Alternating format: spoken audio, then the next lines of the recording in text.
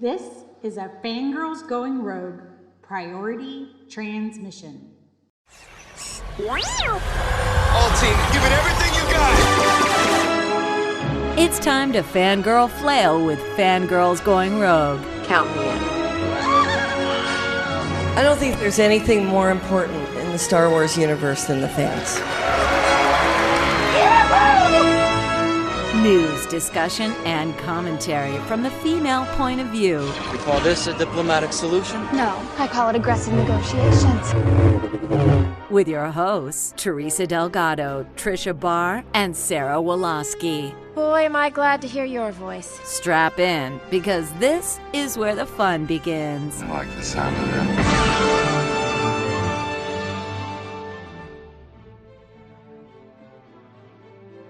Hello, I'm Tricia Barr, one of the co-hosts of Fangirls Going Rogue.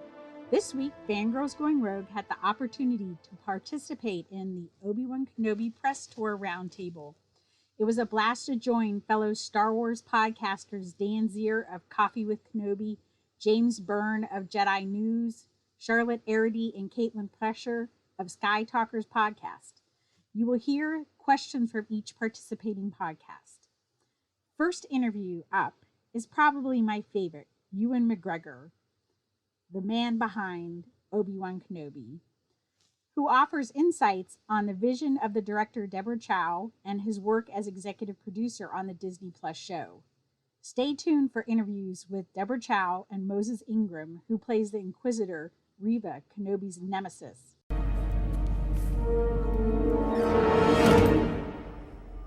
Hello there. Pleasure to meet you, sir. My name is Dan Zehr from Coffee with Kenobi. Oh, wow. Okay, how are you? Wonderful, wonderful. So naturally, Deborah Chow, the script and your history with Obi-Wan are essential to your performance. But for you as an actor, what steps did you take to inhabit the legendary Jedi Knight from an emotional and spiritual perspective? I feel that that kind of thing is all to do with the writing, you know? We took a character that we know and love from Alec Guinness in the original movie in the 70s through the work that I did in episode 1 to 3, you know, knowing the character from his early days as a Padawan to being on the Jedi Council with Yoda and the other Jedi Council members, to then becoming this wise, solitary, sage-like spiritual man. And we sort of took him into a very different place. At the beginning of the series, we know what's happened at the end of episode 3. He's lost all his friends, and those who weren't killed in Order 66 are in hiding in the far corners of the galaxy, and they're not able to communicate with one another. So we took him to sort of he's also crushed with the guilt that he feels about losing Anakin to the dark side. And so we took him to a very dark, broken place, a man who's lost his faith, I guess it's true to say. I don't know how you do that. Like, I don't think about it. I don't analyze I don't have a method to do that, but I just did that. I don't know. I don't question it too much, acting. I don't have a method to it other than putting myself in the person's shoes that I understand and trying to find the truth of any given moment. And that's what we did with me and Deborah and the rest of the crew. Hi, Ewan. My name's James Burns from Jedi Hello, News. James. I'm very good, thanks. Sorry. Yep, nice to meet you. My question is, since Revenge of the Sith, you've done 35, 40 films, and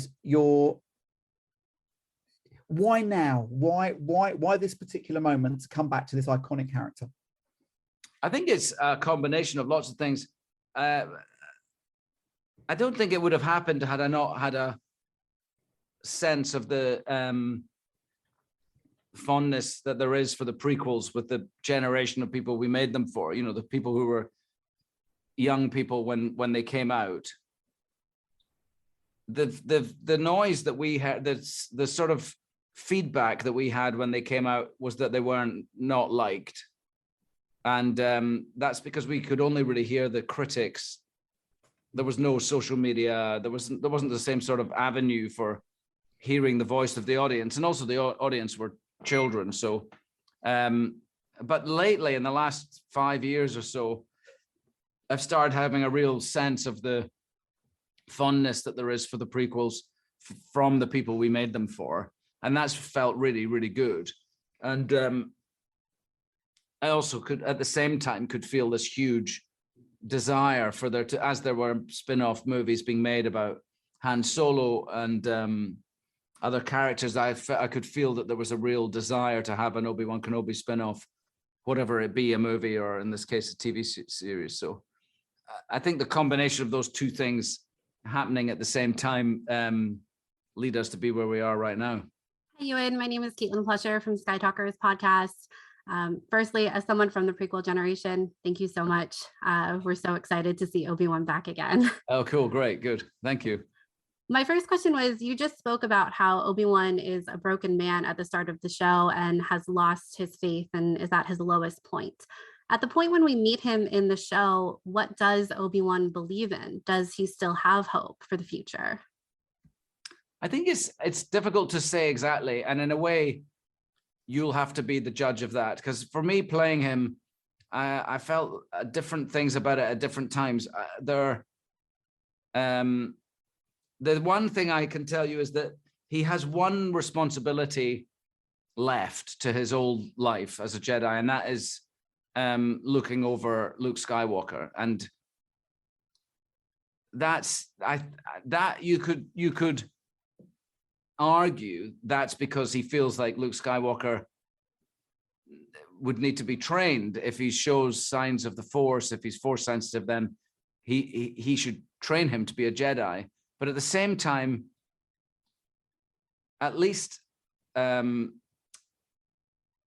cerebrally, I guess, he feels like the Jedi Order is over. So there's a sort of contradiction there. And I don't know exactly how it's going to feel. I just know when I played it, I felt both of those things, that there is still hope in Obi-Wan Kenobi because he still has this desire to protect Luke Skywalker. And that could just be because he promised Padme that he would, and he feels a responsibility to that. But also I feel like there's a sense in some of the dialogue with Owen that Owen certainly feels it's because Obi-Wan wants to train Luke Skywalker. And so we'll see. You'll have to see. I've already given away too much. Hi, I'm Tricia Barr from FANgirl Blog. Again, loved the prequel trilogy, so thank you. We're expressing our gratitude. You said in recent interviews that you had trouble getting the Obi-Wan voice, coming back to it. So what is the difference between Obi-Wan Kenobi's voice and Ewan McGregor's voice? Well, I'm Scottish, and Obi-Wan Kenobi is not Scottish. So he is an English voice, and but more than that, he's Alec Guinness's voice, you know. And I never tried to do like an impersonation of Alec Guinness, but I always wanted it to sound like that I become him, you know, that in the years to come, I am Alec Guinness, because that was my job in the prequels, was to be the young Alec Guinness. So there's a certain kind of phrasing and a sound to rhythms and a sound to the way he delivers his lines in A New Hope that I always try and sort of nod my hat at, or tip my hat at or something. But I mean, I didn't have a problem getting his voice back by the time we started shooting the series, because I'd done my homework before we started shooting the series. But we did a casting session with one of the other characters months before we started shooting, and at that I hadn't put in any work in yet. I had to go away and remind myself. I had to listen to lots of Alec Guinness interviews and watched, and I had a sound file made of just his dialogue from the 3 Star Wars films that he was in. And I just had to remind myself of that, because it's just a particular, it's not just an English accent, you know. What I was doing in that casting session was just a sort of general English accent, and it just didn't sound very Obi-Wan Kenobi-esque to me. Thank you. I still think it's surreal that Coffee with Kenobi's talking to Obi-Wan Kenobi. Love that. So you talked about getting back with your voice and doing the research, because that's your pro. That's what you do. But physically, getting back into Jedi training shape. You're in good shape already, but wielding a lightsaber is not an everyday occurrence. At least well, for my 8-year-old it is, but not for me. So what was that like to get back athletically into lightsaber shape? Well, we did a lot of fight training with Jojo, a brilliant fight coordinator. Part of that was like lightsaber drills because I was working with Moses, and but Obi-Wan isn't using the Force at the beginning of the series, so he's also not using his lightsaber, and so we'll have to see. All I know is that I got really fit for it. I know that there was a lot of action in the series, and that involves an enormous amount of energy when you're shooting a sequence, maybe all day long of, fight, whether it be a lightsaber fight or another kind of fight. That can be a sort of, you need a bit of endurance there, a bit of stamina. So I made sure that I was as fit as I'd ever been, really. I was always also, 20 years older than I was almost when I did it last. So I just got in really good shape for it. I'm assuming this was your first time shooting on the volume using stagecraft. So can you explain a little bit how different that was to filming the prequels, which was obviously a lot of green screen and blue screen, and here you're completely immersed in your environment? Yeah, it was very different. I mean, it's exactly as you described. You've sort of answered your own question. We weren't in front of blue screens and green screens. We were surrounded by the actual environment that we were supposed to be in. And the technology is unbelievable. And it's really a game changer for us. It's in episode 2, I spent weeks walking around in front of a blue curtain, acting to a tennis ball on a stick when I was with those alien people who were making the clone armies. I mean, I just was on my own in a blue set for days and days and days, speaking into thin air. So it's hard to do that in the new stagecraft set, the volume. You can look anywhere, up, round, anywhere. You see the desert. If you're in the desert, you see the desert going off into the distance. They can put digital extras into the background. They can have spacecraft land. You can see them come in and land. It's like being there, and that makes it's just like night and day. I mean, I understand why it happened. Like George Lucas was at the forefront of a new technology. He was pioneering digital cameras, and he was pioneering visual effects, the creation of ILM, and the way that we make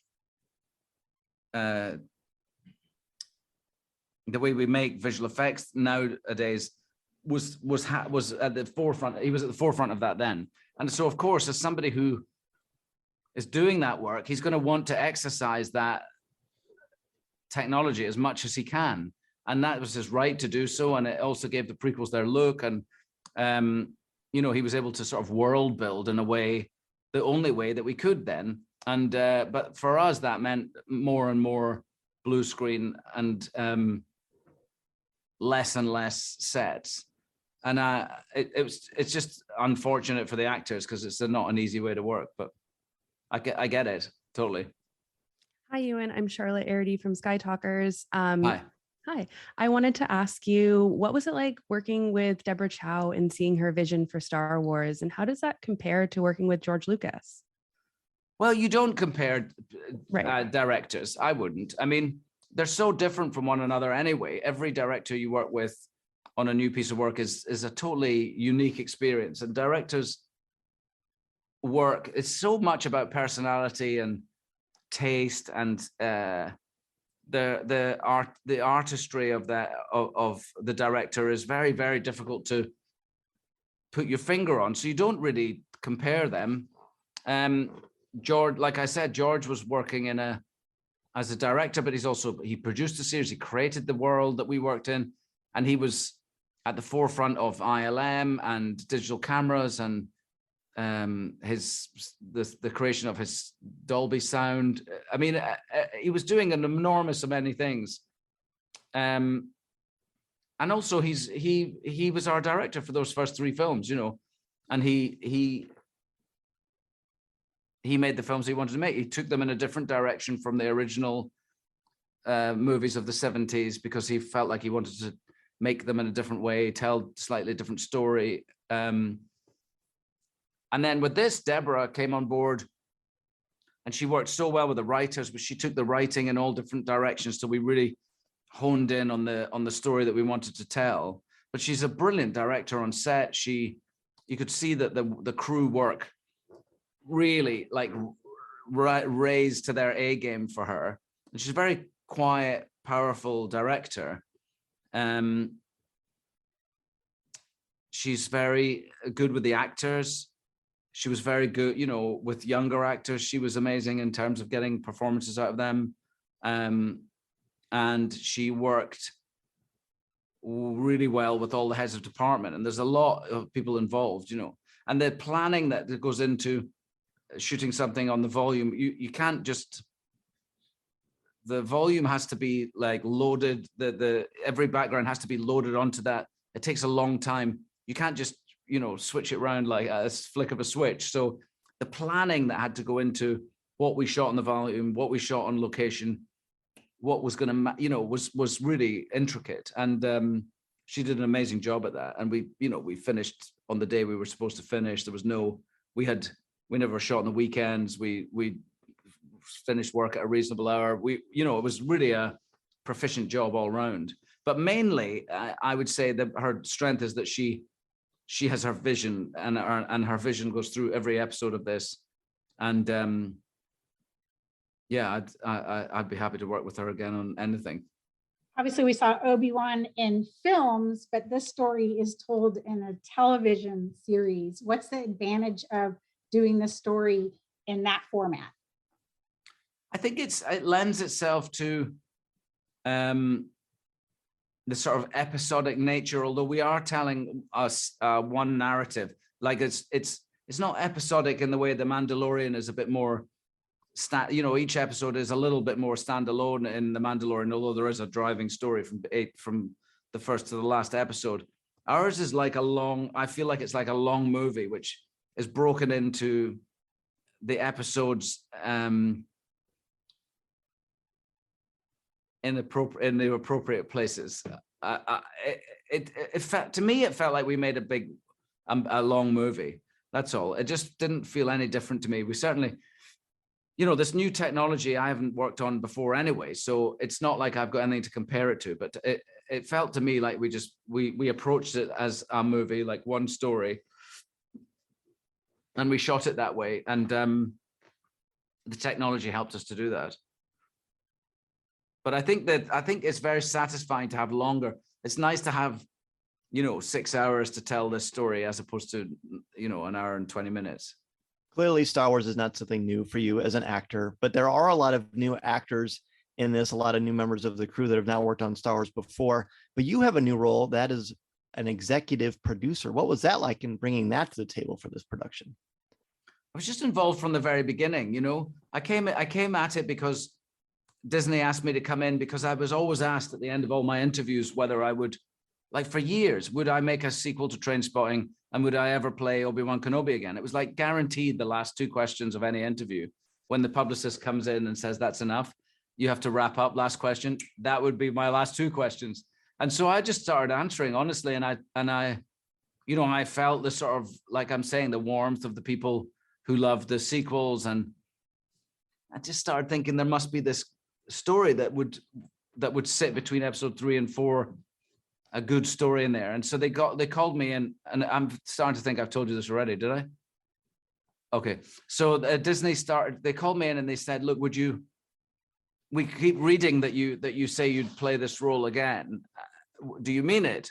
And I said, yeah, I do mean it. I think it would be good. I think there must be a good story between 3 and 4. And so we started talking then.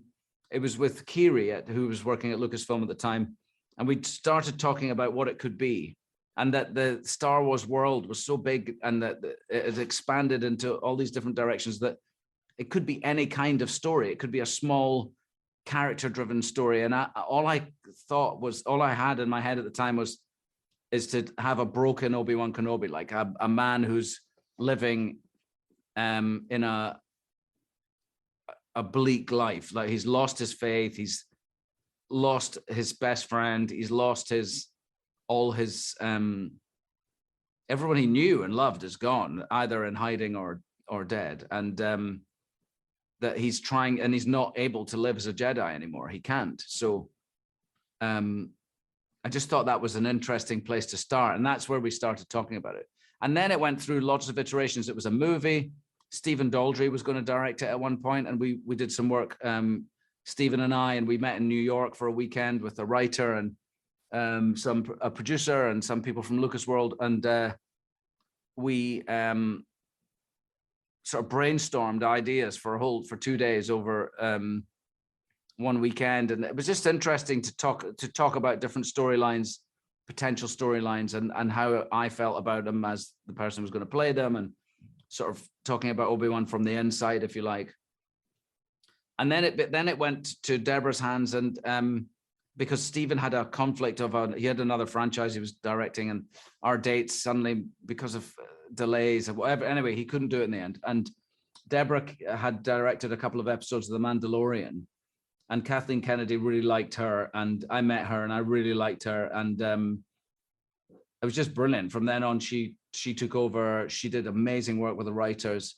The storyline sort of shifted quite dramatically from one storyline to another at one point, and I feel like that was a bit of a breakthrough. And now she just drove it through. So, but all of this time, I wasn't working with I wasn't in the room with the writers, but Deb was, and I would just read every version of the scripts as they came through, and they just kept getting better and better. I was just involved in that way. I wasn't heavily involved, but it was nice to be involved from start to finish. Go and find her. Where are you going, Master? For a drink. Visit us over at fangirlsgoingrogue.com. For social media, Fangirls Going Rogue. You can find us on Twitter and Instagram at FGGoingRogue. Tricia, you can find at Fangirl Cantina. Sarah at Jedi Tink. And Sandra at Geek Chic 9. You can leave us a voicemail, 331-21-EWOKs. Email us, contact at fangirlsgoingrogue.com. Facebook, just type Fangirls Going Rogue, and we also have the private Facebook group. You just have to answer the 3 questions. And please go to Apple Podcasts or wherever you listen to podcasts and leave a positive 5-star review. We need your reviews so more people can find us. Until next time, yub, yub.